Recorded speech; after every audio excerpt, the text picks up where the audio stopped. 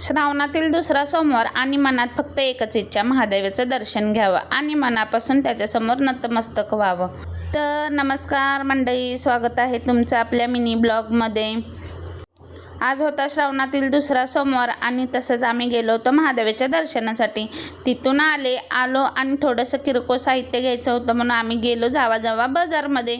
तिथून आले आणि जरा थकल्यासारखं झालं होतं आणि पुढे स्वयंपाकही बनवायचा होता, त्यामुळे इथे लागले होते लगेच चहा घ्यायसाठी. तर चहा बनवला आणि दुसरी गोष्ट दुधाला जी शाई आलेली ना, तीही तूप काढण्यासाठी शाई मलई बाजूला काढून ठेवली आणि इथं मी लागले होते चहा करण्यासाठी. तांदूळला दूध वगैरे ठेवलं.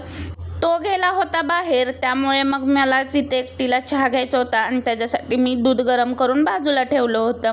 मग इथं ना मस्त बसून असं निवांत मला चहा घ्यायचा होता. मग इथं म्हणून बसले निवांत, का तर इथून चहा घेऊन झाल्यानंतर बाकीची कामे आवरायची होते, त्यामुळे थोडा वेळ रिलॅक्स झाले. आता या चहाशिवाय तर काय पुढचं काम होतच नाही.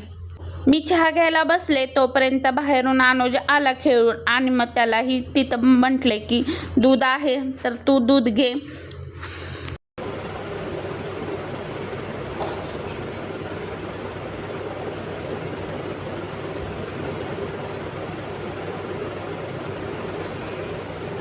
आता इथं चहा तर घेऊन झाला होता आणि पटकन स्वयंपाकालाही लागले होते. आता इथं मस्त असं आपली श्रावणातल्या दुसऱ्या सोमवारची थाळी रेडी होती. तर कसा वाटला छोटासा मिनी ब्लॉग कमेंट करून सांगायला विसरू नका. चला बाय बाय.